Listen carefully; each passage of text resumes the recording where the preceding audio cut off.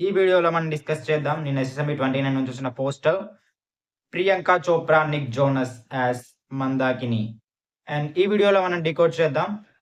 ఒక 4 థింగ్స్‌ని. అవి ఏంటంటే, ఎందుకు ప్రియాంక చోప్రాని మందాకిని? అసలు మందాకిని అనే పేరుకి మీనింగ్ ఏంటి? అండ్ 2 ప్రియాంక చోప్రా అసలు ఎక్కడుండి ఫైట్ చేస్తుంది ఆ పోస్టర్‌లో? అండ్ థర్డ్ థింగ్ వచ్చేసి ప్రియాంక చోప్రా ఎందుకు సారీలో ఉంది? అండ్ ఎందుకు నాట్ వెస్టర్న్ డ్రెసెస్? అండ్ 4 తను ఎవరితో ఫైట్ చేస్తుంది? అసలక్కడ ఎవరితో ఫైట్ అవుతుంది? ఈ 4 విషయాల గురించి మనం ఈ వీడియోలో డిస్కస్ చేద్దాం. అండ్ ఆ పోస్టర్‌ని డీకోడ్ చేద్దాం. నాతో కలిసి మీరు కూడా అప్లై చేయండి వీడియోలోకి బ్రోస్. అండ్ ఫస్ట్ నన్ను బాగా ఎక్సైట్ చేసింది. అసలు ఫస్ట్ ఈ పోస్టర్ నన్ను ఎక్సైట్ చేయలేదు. నేను ఎస్ఎస్ఎంబీ 29 గ్లోబల్ టూర్ అనంగానే ప్రియాంక చోప్రాలో ఒక రేంజ్‌లో ఎక్స్‌పెక్ట్ చేశా. ఒక ఫారెస్ట్‌లో ఒక వెస్టర్న్ అవుట్‌ఫిట్‌లో గన్స్ క్యారీ చేస్తూ ఆ టైప్‌లో ఎక్స్‌పెక్ట్ చేశా. బట్ కంప్లీట్ డిఫరెంట్‌గా ఉంది. నాకు చూస్తే అసలు ఫస్ట్ ఫ్యాన్ మేడ్ అనిపించింది. తర్వాతెళ్లి నేను ట్విట్టర్‌లో ఎస్ఎస్ఎంబీ కొట్టి రాజమౌళి అకౌంట్ చూస్తే అఫీషియల్‌గా పోస్ట్ చేసుంది. The Desi girl is come back ఆ టైప్‌లో ఒక మెసేజ్ చేసి ప్రియాంక చోప్రా ఫోటో వదిలాడు. అప్పుడు నేను కన్ఫర్మ్ చేసుకున్నా. బట్ లిటిల్‌గా డిసప్పాయింట్ అయినా. ఏంటిది? ఇది రాజమౌళి రేంజ్‌లో లేదు అని అనుకున్నా. ఒక హాఫ్ అన్ అవర్ తర్వాత నాకనిపించింది.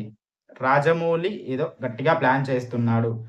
మనకు ఏదో ఆల్రెడీ ఇంజెక్ట్ చేస్తున్నాడు. ఒక పెద్ద గేమ్ ఆడుతున్నాడు. మనల్ని మన మైండ్స్‌ని దేనికో ఫిక్స్ చేస్తున్నాడని నాకనిపించింది. ఆ తర్వాత నేను ఆ పోస్టర్ డీటెయిల్‌గా చూసాను. ఆ పోస్టర్‌లో కొన్ని విషయాలు నన్ను బాగా ఎక్సైట్ చేశాయి. అండ్ దానిలో డీటెయిలింగ్స్ కూడా నన్ను ఎక్సైట్ చేసాయి. అవే డీటెయిల్స్ నేను మీతో షేర్ చేసుకుంటాను. అండ్ ఆ డీటెయిల్స్ ఏంటో మీకు చెప్తాను. First Priyanka Nick Jonas as Mandakini. Mandakini అంటే ఆ పేరు అర్థం వచ్చేసి అది గంగా నదికి ఉండే పేర్లలో ఒకటి. అండ్ గంగా నది అనేది 3 లోకాల్లో ప్రవహిస్తుంది. స్వర్గలోకంలో, భూలోకంలో అండ్ పాతాళ లోకంలో. అండ్ ఈ 3 లోకాల్లో గంగా నదికి 3 వేరే వేరే పేర్లుంటాయి. స్వర్గలోకంలో అంటే హిమాలయాల్లో ఉన్నప్పుడు దీన్ని ఆహ్, మందాకిని అంటారు. అండ్ భూలోకంలో ఉన్నప్పుడు గంగ. అండ్ పాతాళ లోకంలోకెళ్ళినప్పుడు భోగవతి. అంటే ఒక గంగకే 3 రూపాలుంటాయి. అండ్ అందులో ఒక పేరే మందాకిని. అర్థమైంది కదా! ఇందులో ప్రియాంక చోప్రా వచ్చేసి మందాకిని క్యారెక్టర్ ప్లే చేస్తుంది. అండ్ మందాకిని వచ్చేసి గంగా నదిని రిప్రజెంట్ చేస్తుంది. అంటే గంగా అమ్మవారిని.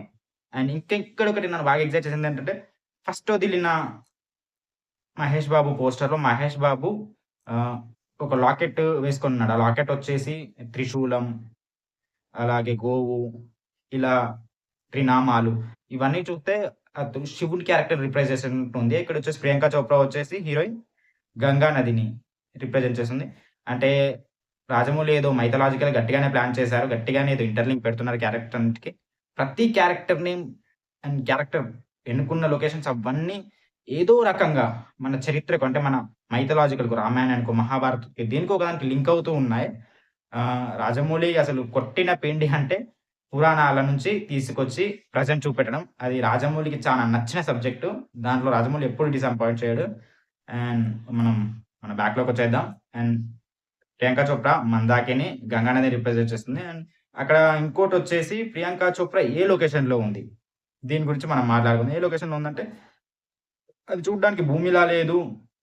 అంటే వేరే లొకేషన్‌లో అయితే చూస్తే కొంచెం గుహలో, ఒక పురాతన గుహలో, ఒక టెంపుల్ టైప్ వైబ్‌లో ఉంది. అండ్ నిజంగా చెప్పాలంటే ఇది భూమి లోపలుంది కాబట్టి టెక్నికల్‌గా దాన్ని మనం పాతాళ లోకం అనుకోవచ్చు. గంగా అనేది పాతాళ లోకాల్లో కూడా ప్రవహిస్తుంది. కానీ ఈ పాతాళ లోకాల్లో ప్రవహించే గంగ అనేది మిగిలిన 2 లోకాల్లో ఉన్నంత ప్రశాంతంగా, సౌమ్యంగా ఉండదు. చాలా గంభీరంగా ఉంటుంది. ఎందుకంటే పాతాళ లోకం అంటేనే రాక్షసుల లోకం. సో, ప్రియాంక అక్కడున్న ఆ పోస్చర్, ఆ గన్ను అది క్యారీ చేయడం అదంతా కూడా సేమ్ అలానే ఉండింది. ఒక టెన్షన్, ఒక అగ్రెసివ్ నేచర్‌లో ఉండింది. సో, సేమ్ గంగా నది పాతాళ లోకంలో ఎలా ఉంటుందో, అలానే ప్రియాంక చోప్రా పోస్టర్ కూడా ఉండింది. అండ్ తను క్యారీ చేస్తున్న గన్. అండ్ గన్ గురించి మాట్లాడుకునే ముందు ప్రియాంక చోప్రా వేసుకున్న డ్రెస్ గురించి మాట్లాడుకుందాం. తను సారీలో ఉంది. అండ్ సారీ కూడా పసుపు కలర్‌లో ఉంది. ఏ కలర్‌లన్నీ స్కిప్ చేసి పసుపు కలర్‌నే చూసేసుకున్నా. అది కూడా ఎందుకంటే, పసుపనేది మన హిందువుల మైథాలజీలో మాట్లాడుకుంటే పసుపనేది ఒక పవిత్రతని, సౌమ్యాన్ని దీన్ని సూచిస్తది. ఒక దైవత్వాన్ని. ఎక్కువగా దేవతలు వేసుకుంటారు. లేకపోతే దేవతల పూజల్లో కూర్చున్న అమ్మాయిలు శక్తి స్వరూపాలు వాళ్ళు వేసుకుంటారు. అండ్ ఇక్కడ శక్తి అనేది సేమ్ 3 విషయాలు చేయగలదు. ఏంటి ఒక స్త్రీ రక్షించగలదు, సృష్టించగలదు. అలాగే శిక్షించగలదు. ఇక్కడ చూస్తే మన హీరోయిన్ శిక్షిస్తుంది. అంటే గన్ పట్టుకొని ఫైట్ చేస్తుంది.